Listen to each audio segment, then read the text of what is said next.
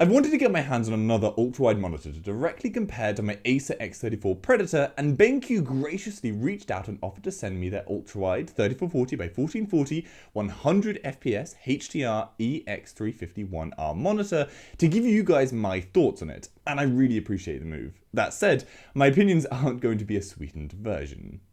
So let's start with the specs. So for about £600 to £700 here in the UK, you're getting a 35-inch 1440p 100fps VA highly curved 8-bit panel with a 4ms response time, FreeSync support, and has a 300 nit brightness. The 1800R curve is notably more significant than the X34's, and I must say I really like the extra wrap. It helps bring those edges into view slightly better, though this is something that some content creators can't work with as it can skew your image perception ever so slightly, but that's an extremely niche audience. So price-wise, it's a medium to high level in the ultra-wide market, and certainly not at the top of the range, but that's still a lot of money to spend, so you want to get a good return, and in many ways you do. The 35 inches is lovely. I do love this size, though obviously still looking for even larger ultra-wides.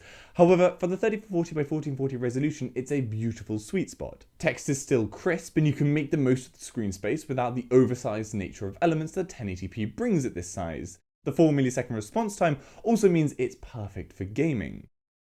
Now, these points made, I have some issues to cover with other parts of the screen. Let's start with the biggest, and it's a point I've fought for a long time on this channel, the HDR support. With a peak brightness of 300 nits, this is simply not able to go bright enough for a HDR image to display correctly. You need a minimum of 1000 nits to use HDR.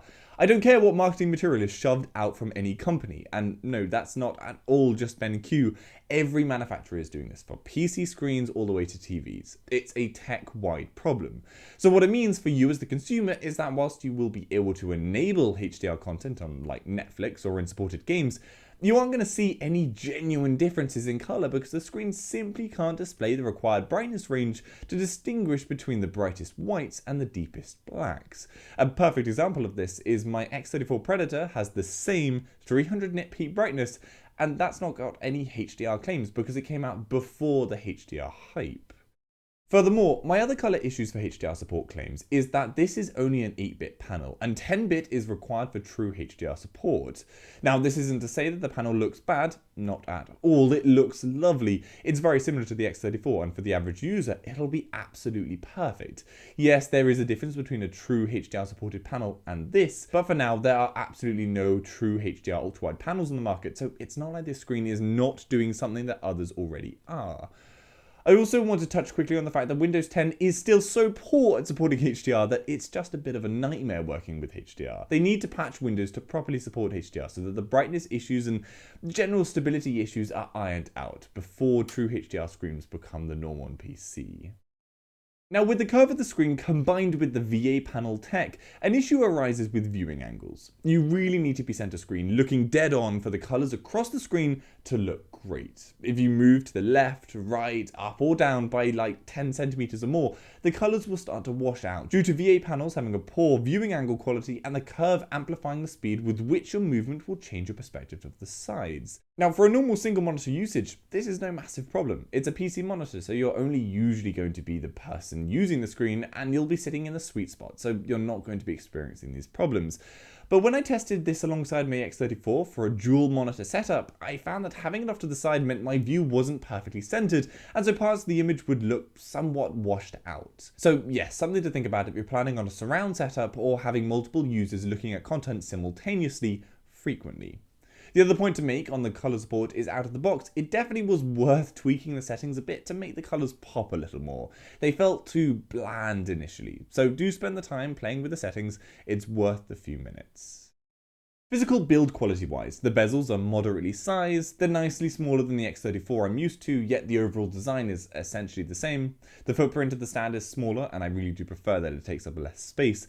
However, they're using plastic feet, which is a shame. I would have liked a bit of metal there. The other annoyance is the lack of a VESA mount, so it's not a simple job to just stick it on any other standard arm. The tilt also only goes forward and backward, there's no swivel.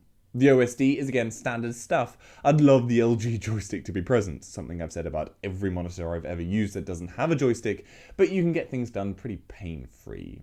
Also, the X34 has a nice light bar along the underside, which was a nice touch for that monitor, and this lacks one, but again, that's a small point. The one really dumb thing, however, I have to question is why on earth an HDMI was supplied in the box when the HDMI can only support 3440 by 1440 at 60 Hz. You need a DisplayPort cable to make use of the 100 Hz, and I'm sure this will confuse a lot of users as to why the 100 Hz isn't working.